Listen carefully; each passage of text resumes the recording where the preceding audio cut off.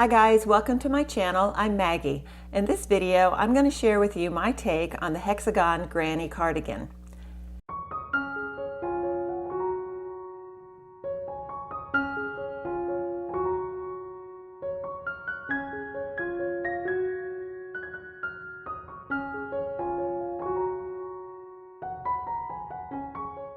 The Granny Hexagon Cardigan has been around for a while, but it's recently gotten more popular since Jason Momoa and Jack Black have been wearing theirs. I am doing my take on that pattern. So the materials that I'm using to make my Granny Hexagon is this Mandala baby yarn. I'm using this yarn because it is a number 3 yarn, which is very lightweight. I find that a lot of the sweaters that I'm seeing online are very bulky, and living in Florida, I will get more use out of a more lighter weight sweater, so I want to go with a lighter weight yarn. This particular colorway is Echo Caves. I have 5.3 ounces or 150 grams, 590 yards or 540 meters per skein. I have 3 skeins. I think that will cover it for the sweater I'm planning on making. If not, I'll make sure to leave a note in the description box below. So what you'll need is a 6mm crochet hook. This yarn calls for a H8 or 5mm hook. I'm going up a little bit because I want my sweater to be very loose and light and have a good drape to it. Let me show you what I've got so far. So this is a hexagon that we crochet using the granny stitch. It's very simple. When you fold it in half, you're going to end up with an L shape, and that L shape is going to turn into half of your sweater. So you can kind of see it right here. Okay, so I'll create the other half with you, and then I'll show you how we're going to join our halves. So you can customize your sweater to just about any size that you like. Like I said, there are plenty of patterns out there that give you some dimensions, but I wanted mine to be a little more fitted for me. So what I did was I took a sweater that I have that I like the way it fits, and I took some measurements. So for example, sorry, I got fuzzies. My sleeves, I don't really want the really wide sleeve that most of these patterns have, so I thought, well, you know, what would be a good size sleeve? And like I said, this is one of my favorite sweaters. So I measured from armpit to shoulder, and it's right at about 7.5 inches. So that tells me that while I'm making my granny hexagon, what's going to be my sleeve, I want to be about 7.5 inches. Okay, so to begin your granny hexagon, you're going to begin just like you would any granny square. Some people like to do the magic ring or magic circle. Others are going to prefer doing the chain 4 and slip stitching that chain 4 together, which is how I'm going to show you today. So you put a slip knot in your yarn and then place it on your hook. Then I'm going to chain 4. 1, 2, 3, 4. Now I'm going to join my chain by placing my hook into my first stitch and pulling through a slip stitch. And I'm going to chain 3. 1, 2, and 3. Now, when you make a granny square, you're going to be making 4 clusters of double crochets. In this granny hexagon, we need to make 6. So it's just like making a granny square, just with 2 more clusters of double crochets. So in our first cluster, our chain 3 is going to count as 1 double crochet.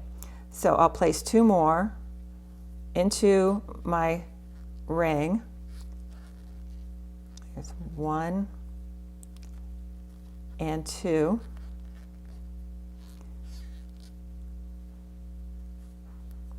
And that would be considered my first cluster in my hexagon.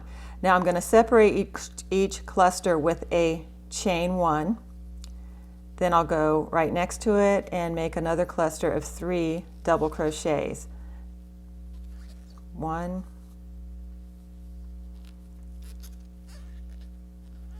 2,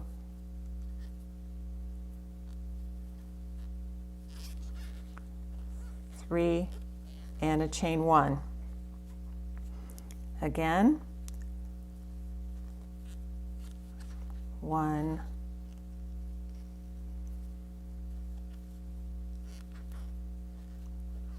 2, 3, chain 1.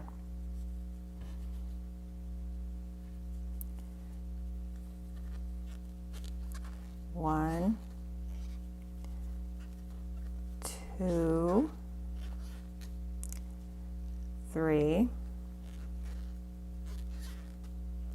chain 1. Okay, so we have 1, 2, 3, 4 clusters, but we are making a hexagon, so I need to fit 2 more in. 1, oops, 2, 3, chain 1, 1, 2, 3, chain 1. All right, so let me lay this out and show you. So here is my first group of 3. There's 1, 2, 3, 4, 5, 1, 2, 3. Remember our chain 3 counts as a double crochet. So now what I need to do is join to the top of the 3rd chain in my chain 3 with a slip stitch, and I'll chain 3, 1, 2, and 3. Okay, now you're going to be turning your work in between each round. That helps to keep your work from getting skewed. In this particular pattern, you probably wouldn't notice it so much, but it's just a good habit to get into, so I still do that. All right, so I've got my chain 3, I'm turning my work, and I'm going to place a stitch marker into my 3rd chain in my chain 3. That way when I come around, I'll know where to join my work. And I'm going to place into, if I separate my work here, I can find my groups of 3. I'm going to place 2 double crochets into the chain space that my chain 3 is coming out of. Okay, now I'm going to skip the next 3, 1, 2, 3, and into the chain space I'm going to make a corner. I'm going to make my corners by placing 2 double crochets separated by a chain 2 and then 3 double crochets. All right, so there's 3, chain 2, 1, 2, and I'm placing 3 more double crochets into that same chain 1 space. We're going to do this so that we have 6 corners in our round 2. Okay, here's my next chain 1 space, 1, 2, 3 double crochets, chain 1 space is here. Now I'm not chaining in between each of my clusters, so I'm just going to reach over and begin my next corner by chaining 3, or sorry, double crochet 3 times, chain 2, 1, 2, and then placing 3 more double crochets into that same space.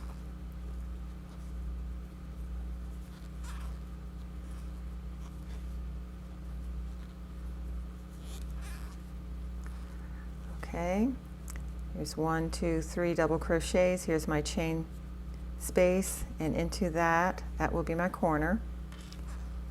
I'm placing 3 double crochets, chain 2, 3 double crochets. Okay, so what we're coming up on now is the second part of our corner here. When we started, I only did 3 double crochets. I'm going to be placing the other 3 right next to it so that we will have 6 into this space.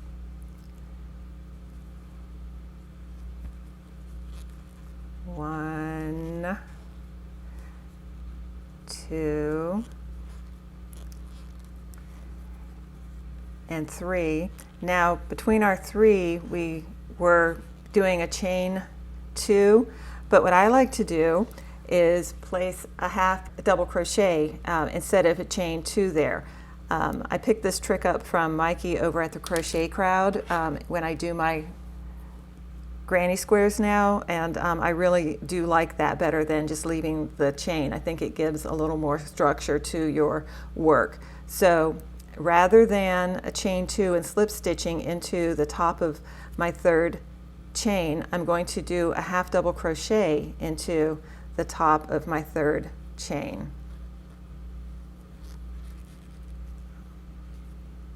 Okay, so I joined it with a half double crochet. Now I'll chain 3, 1, 2, 3, and turn my work. So what that did was it gave me a little bit more of a foundation to place my next stitches in. You'll see as the work goes and things get bigger and easier to see. But you can see here that now I have a hexagon, right? I have 1, 2, 3, 4, 5, and 6 corners. So I chained 3, turned my work. I'm going to place my stitch marker in the top of my chain 3, and I'm going to place 2 more double crochets right into this space here. That's going to start off round 3. This is a corner, but I like to make my joins in that corner, so I'll be making 3 more half double crochets here, and then I'll join in that top corner. So I've got my first part of my corner. You can see now I have a space here that I need to place a cluster in, and then I'll have a corner where I'll do 3 double crochets, chain 2, 3 double crochets. This space will be a cluster of 3 double crochets. Corner, we're doubling up, 3 double crochets, double up in the corners, okay? And again, I am not chaining in between each of my clusters. You'll find that some people do in their patterns. I prefer not to, especially since I'm using such a thin yarn, and I am going to be making a lighter fabric here. I don't want it to be too light by putting in extra stitches, so it's just a good compromise for me.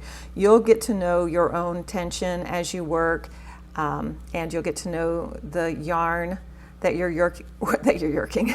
working with, and that will help you decide whether you want to chain between or not. There really is no rule.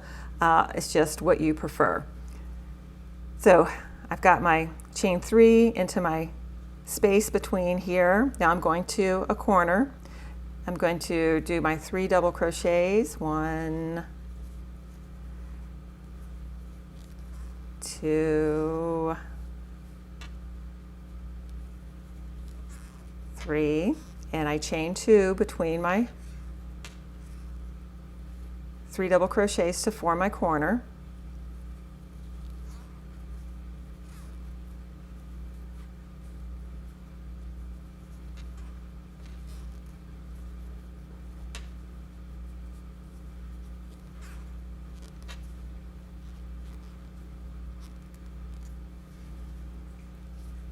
Okay, I've got here my space between my two clusters, so I'll place a cluster, 3 double crochets.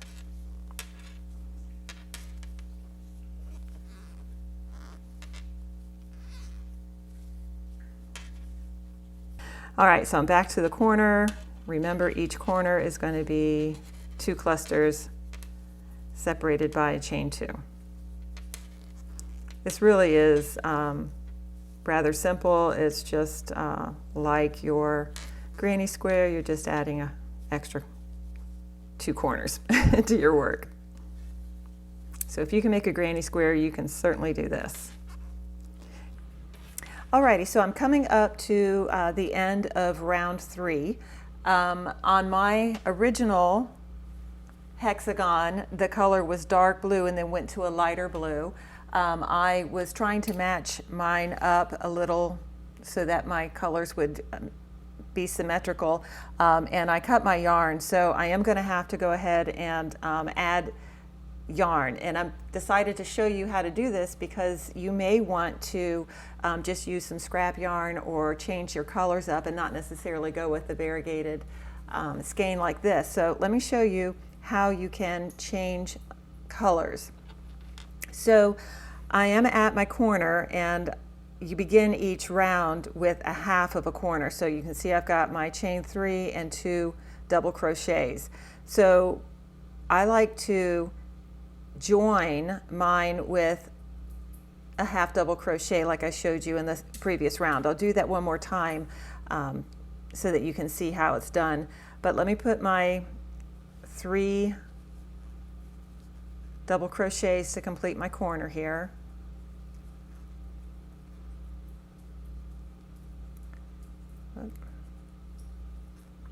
Okay, so some people prefer to just do the chain 2 and a slip stitch here, but I'll show you again how to do the half double crochet, and I'll show you the benefit to that too. I am going to make this a little more complicated in that I'm going to change colors, so let me show you both of those techniques. So I'm going to take my hook, yarn over, and place it into the top of that 3rd chain. Oopsie, got the whole thing there. Yarn over and place into the top of my chain 3.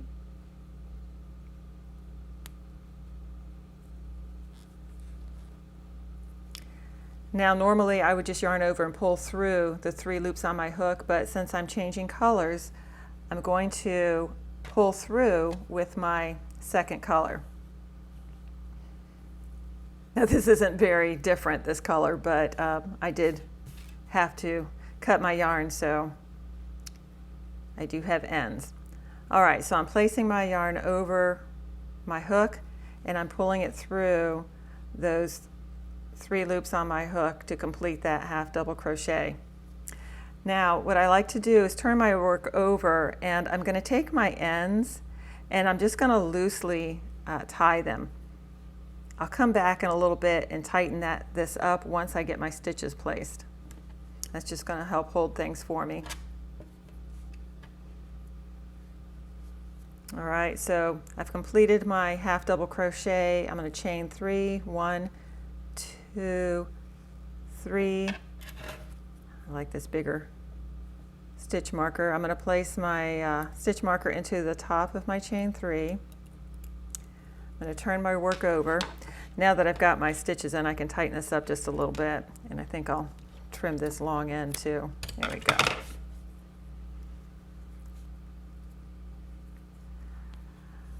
Okay, so the advantage to making your half double crochet is that it gives me a little bit more of a foundation to place my stitches in. So you can see I've got this little bar here that I'm going to place my 2 double crochets, and that's just a little more secure than had I just double or chain 2.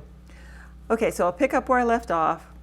I've got my my chain 3. I'm going to place 2 double crochets, and that is my half corner here.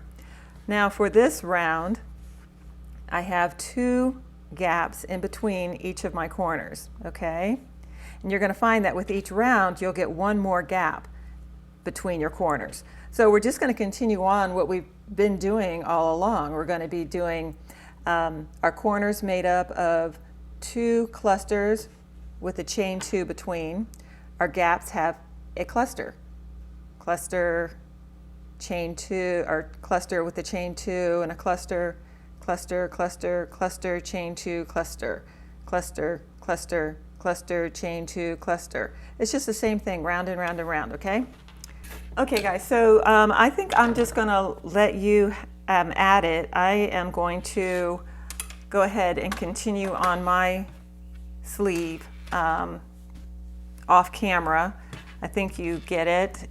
It is simply continuing to make your clusters of double crochets. In your corners you have a cluster, chain 2, cluster, and continuing around, okay? Don't forget to turn your work for each round. You want to continue on until what will be your sleeve is as wide as you want it. Some people like the really, really wide, kind of flowy sleeve. I'm making mine, I'm stopping here, and again, it measures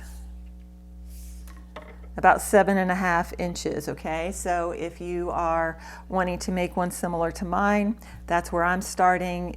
Feel free to make yours as wide as you like. Just remember though, that for however wide you make your sleeve, your cardigan is going to be that wide too. Don't be worried about this being too narrow in the body, because what we're going to do is we're going to add a panel in the back, and that's going to give us more width without increasing the width of our sleeve. Okay, so I'm going to go ahead then and complete my sleeve 2, or my other half hexagon, and I will get back with you when you have 2 of the hexagons created. Okay, see you soon. Okay guys, so we're going to take a little field trip here into the dining room so that I can show you how this sweater is lining up with one that I want to kind of match it to size-wise. So at this point I have started my back panel, and I'll need to do that with the second side. So we finished both of the hexagons, and now we're working on filling in this extra space that we're going to need here in the back.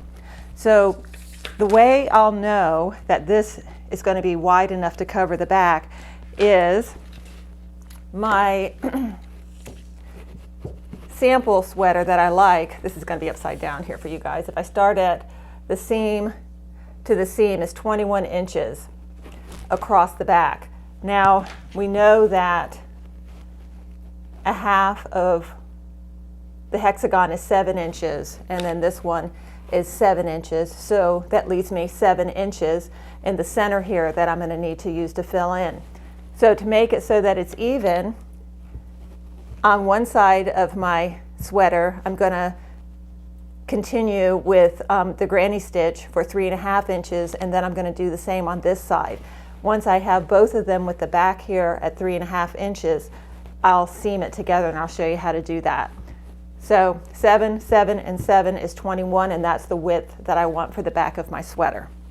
Also, while I've got the camera set up here, I want to show you, once you have your sides finished, you're going to want to decide which way you like your hexagon configured, and then mark it. Here's Pete having his lunch. I'm on the other end of the dining room table filming this, and he's on the opposite end here. You can see I'm here, and there's Pete. For those of you who follow my channel, you know that I have this rescue squirrel named Pete. He is inside having lunch because when he's outside eating, the other squirrels kind of bully him. So I do let him come in to eat by himself, but he prefers to be outside most of the day and night. He just comes in for a visit here and there. Hey Pete, say hello. Hi. Okay, so I did not end off my yarn here, so I'll show you quickly how we do that. This is a nice little trick too if you aren't familiar with it. If you are going to take a break from your project, if you put a stitch marker over the loop that you leave, your work won't get accidentally unraveled. To finish it off, I'm just going to yarn over and pull my yarn through, and I'm going to clip it with my scissors and then just pull through, and that will knot it off for me, okay? Simple as that. Okay, so I've got my end finished off. I'm going to turn my sweater over and I'm going to start working on my back row here. Okay, so we have been crocheting up to this point in rounds, and we were turning our work after each round. What we need to decide now is whether we're going to be starting on this side of our work or turning it over and starting on this side. The way you're going to know is that whatever your last row of granny stitches is, whether they're front facing or back facing, you want to do the opposite, right? So these are back facing, so I will be starting here to make my next row front facing, working right to left. If this was a row that ended on a front facing, I would have to turn my work over like this so that I have my back facing row here and then beginning on this end and go. All right, so I'm going to join my yarn here, and to do that, I'm just going to join it right here into my chain 2 space by making a slip knot.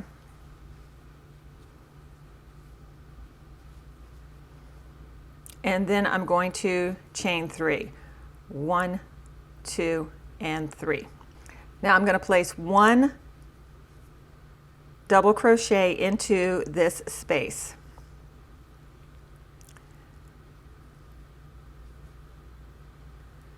Okay, so in this chain 2 space, I'm starting with a chain 3 and a double crochet. Now I am going to go ahead and mark my chain 3, the top stitch of my chain 3. Now I'm going to slide over into my next space with a cluster of 3 double crochets.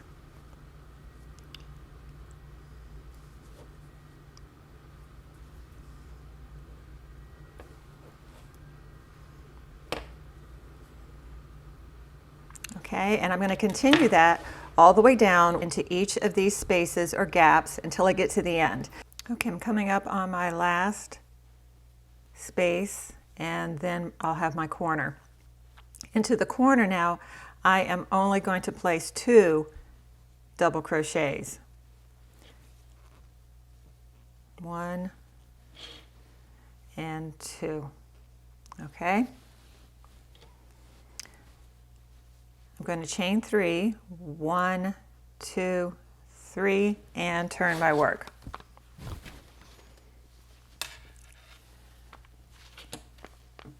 I'll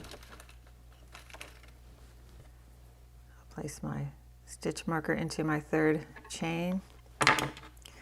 Okay, now going into the next row, we're not going to be placing any double crochets here. We're just going to jump into the next space, okay? With 3 double crochets. 1,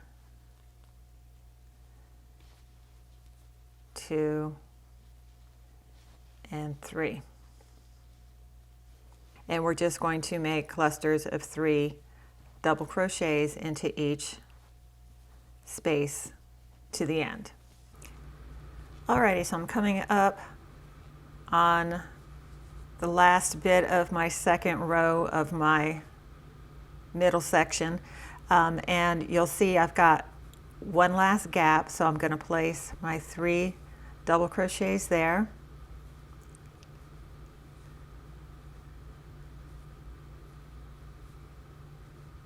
And to end this row, I'm going to place 1 double crochet into the top of my chain 3.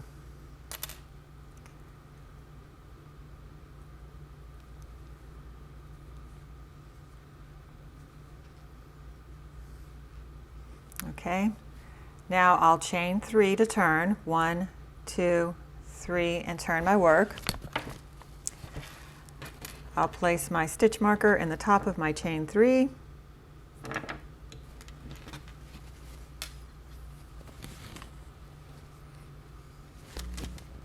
And I'll place 1 double crochet right here next to my chain 3. Okay, and now I'm just going to continue making my clusters into each of my gaps. All right, so when I get to my end, you'll see that I've got a cluster here and my chain 3. I took out my stitch marker there. When you end on a chain 3, you're just going to place 1 double crochet into that chain 3. You'll chain 3, 1, 2, 3, and turn your work.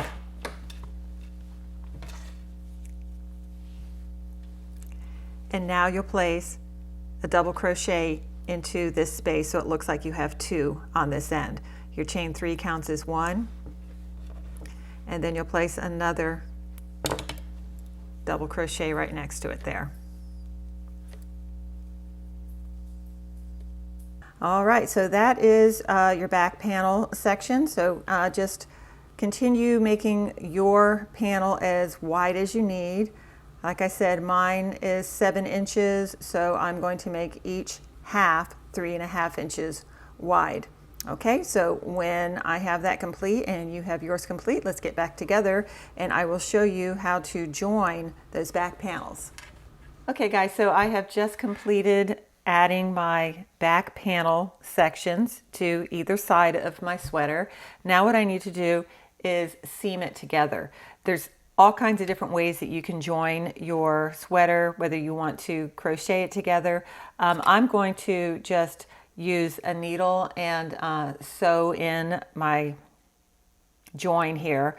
So to do that, I've already sewn in all of my loose ends. I went ahead and wove those in just to kind of keep them out of the way and make things a little neater.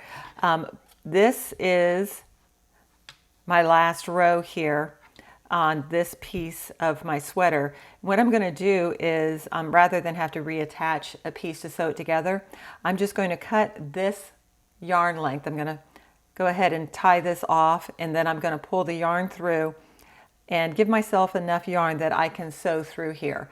A good rule of thumb is when you need to sew something together to use a piece of yarn or string that is about 3 times the length of what you're going to sew. So I'm going to just pull through quite a bit here to begin with, so I don't want to cut it until I know how much I need, and then I'll pull it through to make my knot.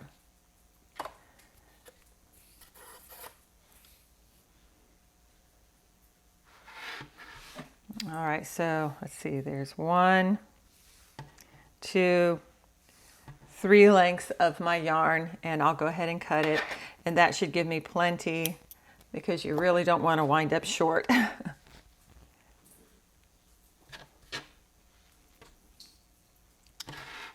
Okay, so I'll go ahead then and finish off my last stitch by pulling my yarn through and tightening it up just to tie a little knot here.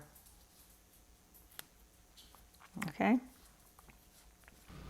All right, so once you've got your yarn length and your pieces, you're going to turn them over. I like to do my seaming from the side that's going to show the right side so that I can see what it's going to look like from on top. If I do my stitching through here, which this is the wrong side facing me, the back is going to not look as nice. So I'm going to turn my pieces over.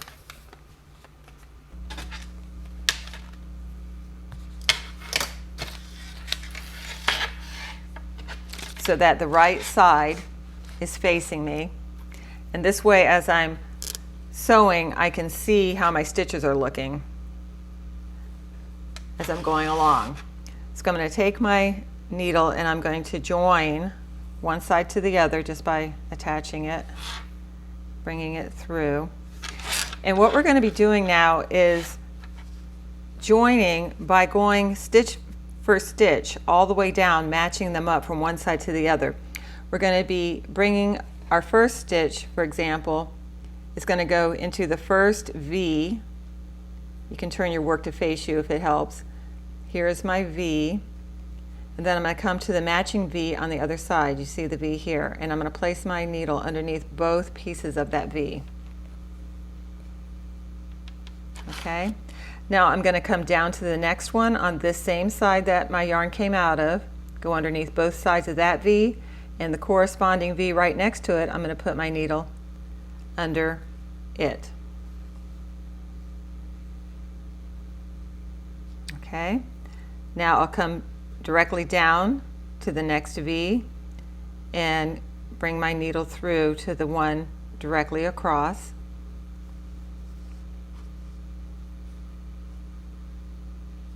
And then I come down and across. Whoopsie.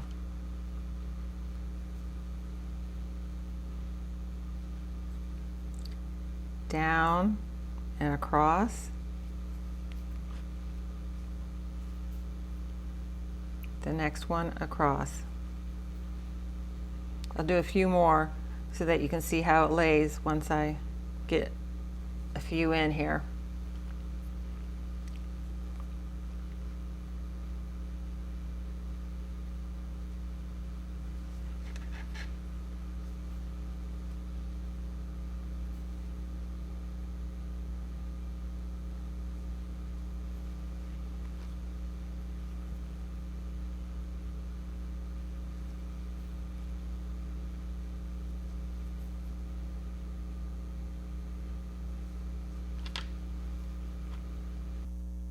All right, you can see how it's coming together now. And when you lay it flat, your seam is pretty invisible.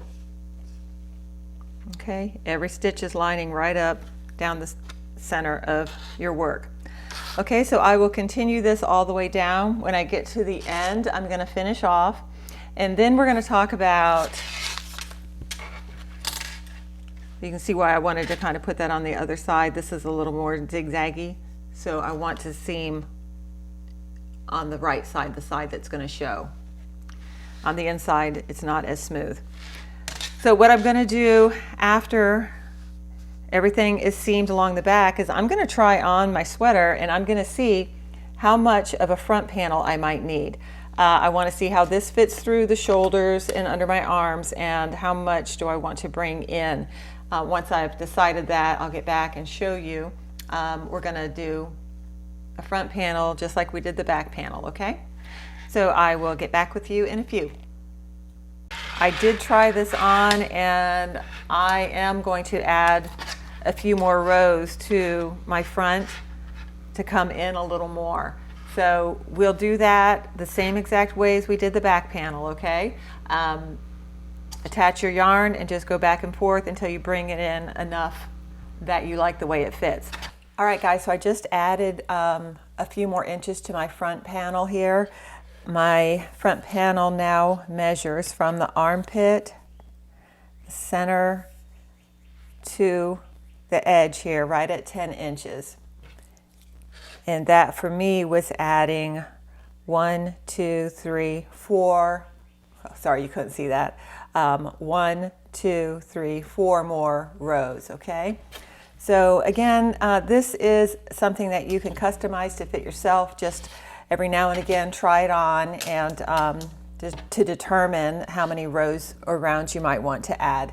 So next we're going to seam the sleeve. I've already done this side, just to show you how this looks. So I'll show you how I did this method. It's very similar to the one that I used to seam the back. I just decided that I wanted something a little more airy here for the sleeve. It's almost the same exact thing. The difference is that rather than go through both loops of each side of my granny square, I just went through the 2 innermost loops. Okay, so I'm just going to open my sleeve here. I'll take off this first clip so that I have a little more room. And I'm going to start on the outside edge, and I'm just going to place my needle in through one side, and then I'm going to come around and find the corresponding stitch on this side. Okay, and I'm going to put a knot in it, and that knot will hide in when we add more rows here to the length of our sleeve. So now what I want to do is line up my stitches so that I can see the tops of my V's. We're going to be joining through the two sides of your V's that are touching. So I have this V and this side of my V, those two bars. For the back, I went through both sides of my V. On this one, I'm just going to be going through the inside or the touching loops of my V. Okay. So now the next one, I'm going to be placing my needle here and here, the inside touching loops of the V. Okay. This kind of gives it a little more delicate, I guess, seam than the back that I used. So here is the inside and the inside.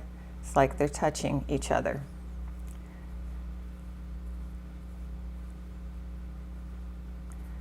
Okay, coming on this one and this one. Whoopsie, there we go.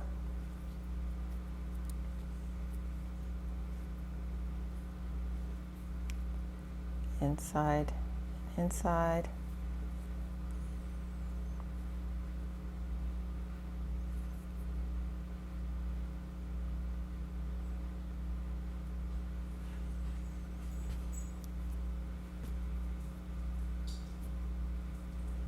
All right, so I will finish this. When I get to the end though, I'll get back with you, because when we get to this part where we don't have the nice easy stitches to see, it'll be a little more challenging, but it's easily done, honestly. You just need to kind of place your stitches evenly through here.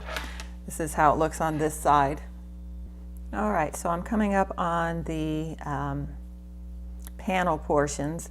So I'm gonna have to try to figure out where to put my needle because I don't have these nice even V's throughout. So really for this, you're just gonna have to try to do your best to match up with what looks like the same stitch on the opposite side.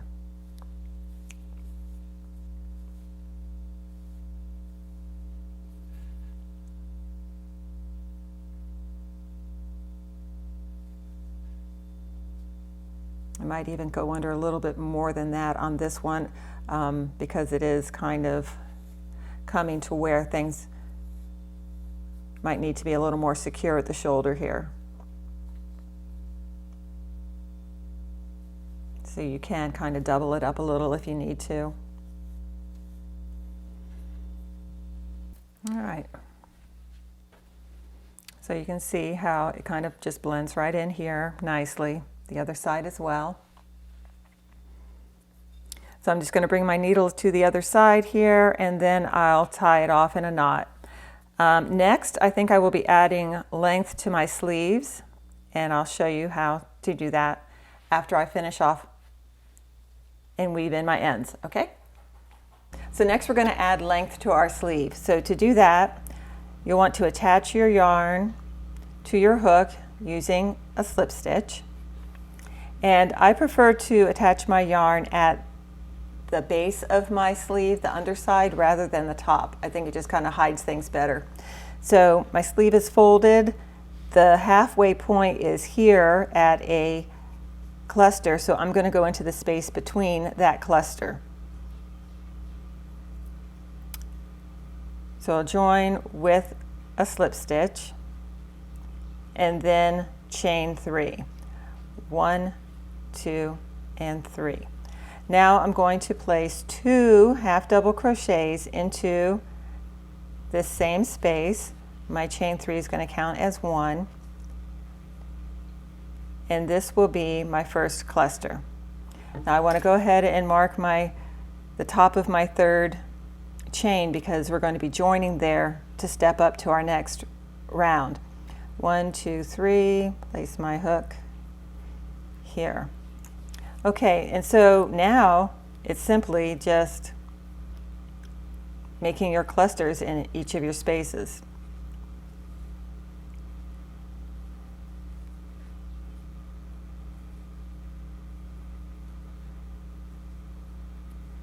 Okay, so just continue, and I will meet you when it's time to join, and I will change my color to show you how that's done. Okay, so I'm going to show you first how to join if you're going to continue on in the round with the same color, and then I'm going to show you how to change your color. So I'm placing my last double crochet into my cluster. Now I'm going to bring my hook over to the top of my chain 3, join with a slip stitch, chain 3, 1, 2, 3, and I'm going to turn my work. And then I'm just going to place 2 more double crochets here and continue around with my clusters. Join with a slip stitch, turn my work around, and come this way around, okay? All right, so that was if I'm staying the same color. Now let me show you how I'm going to do it changing colors. So when I get to the last cluster, I've got 2 double crochets. I'm going to begin my 3rd double crochet, but rather than drawing my yarn through these last 2 loops, I'm going to bring my hook over to the top of my 3rd chain 3 here, and rather than yarn over with this color, I'm going to bring in my new color.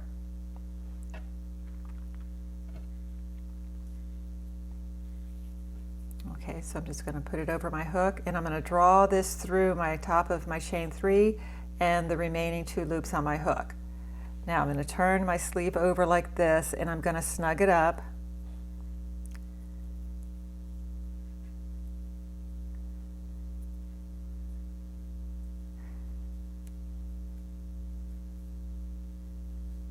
And I'm going to trim my tail.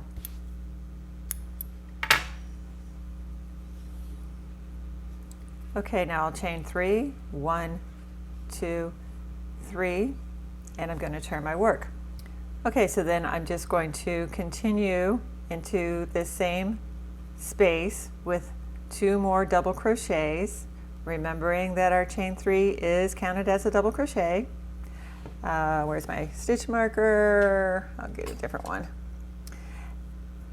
Mark the top of my 3rd chain, and I'm just going to continue around, making my clusters into each space.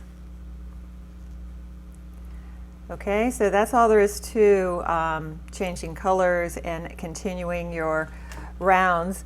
Like I said, my particular sweater, sorry about the sound of this with my nails,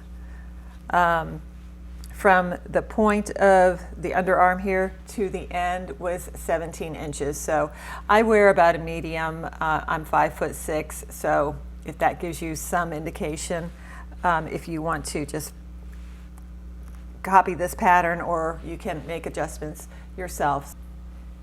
All right, so I have both my sleeves completed. Now we're going to start with lengthening your sweater. What we need to do is attach our yarn, and we're going to be making clusters all the way across. Now this isn't going to be too much different than adding length to our sleeve, except for that we are going to have a couple of horizontal double crochet bars here that we're going to have to try to work around just for this row, because once we have our clusters set for this foundation row here, we're just going to be able to knock it out. So this is a little bit challenging, this part, just because you want to try to place your stitches somewhat evenly. So wherever we added our extension here, the center and on the fronts, that could be a little challenging. So I'll do that with you. There really is no set rhyme or reason. It's just placing your stitches to what you feel looks the most even and the best. I will warn you you don't want to add too many, because then you'll start getting a little rippling or adding width to your cardigan. And if you don't place enough, then you're going to be causing your cardigan to get narrower. So that's the trick. The other thing, one thing that I think will help you make sure that your work is symmetrical is once you get to your center point, you're going to want to take note how many stitches you placed across, and then you want to make sure you have the same number of stitches going the other way. That's just one way to help ensure that your cardigan stays symmetrical. Alrighty, so we're going to attach the yarn just like we did anytime we changed our colors. I'm going to place my first stitch right into my corner.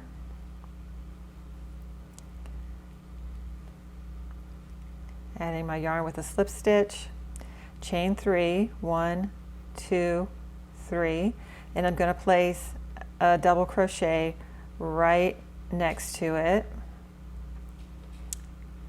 Now I'm going to take a look here where I want to start placing all of my stitches. I know I'll want a cluster here.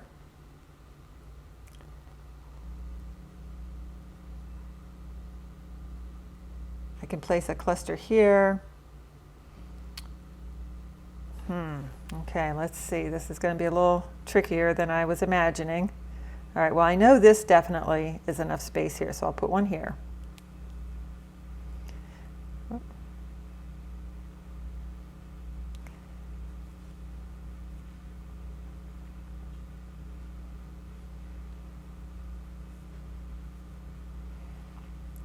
Okay, then I think I'll come on over to this bar here.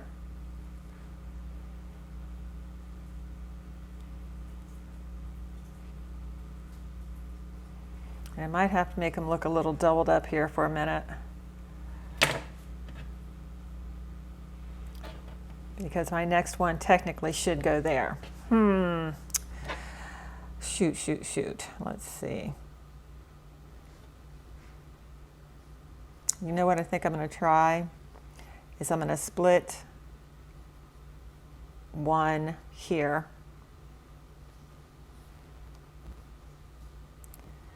I'll place one,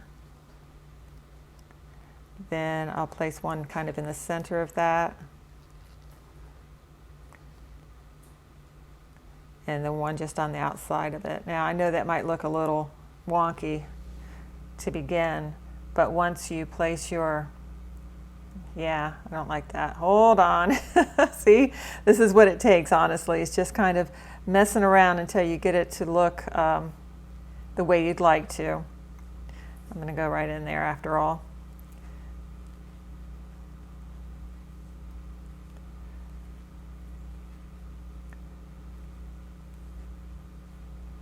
Okay, then I am going to place another one right there, but now we're going to be on a roll. I mean, if you know a trick, please feel free to drop it in the description box below. I'm always ready to learn new trips and tips tricks and tips from fellow crocheters. I'm by no means an expert, but I do enjoy my hobby, and I like to share with others what I'm doing, and I love to watch what others are doing on YouTube. So let me know if there's a trick that I don't know for getting through those rough spots. All right, so I'm just going to continue on here. This is the easy bit, like I said, now that we're into our cluster spaces. But when we get to that center extension area, it could get a little dicey. So we'll catch up there, okay?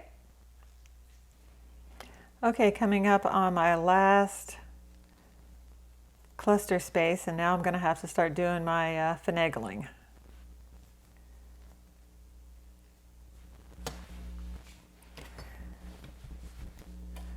Oh, my sweater's getting big. All right, so let's see. I should be able to go into each of these spaces here. Looks like my my chain 3 spaces. I think I can go ahead and space them out pretty evenly. When I get to the center point though, it may give me a little challenge, but we'll work it through. Okay, I think we made it through the rough spot. Now it's just smooth sailing. Yep, there we go. All right, so it looks pretty good. Looks pretty even. Got a couple close together here, but I think that's okay. A little bit of width at the hip area never hurt anybody, right? So that's it. I'm gonna just continue on now, adding length until it is as long as I like, and we are just about done. I will come back and show you the border around the neckline, and I will place a border following my last row here, and that will be the end of our sweater. I'm so excited. I'm really loving this. All right, see you soon.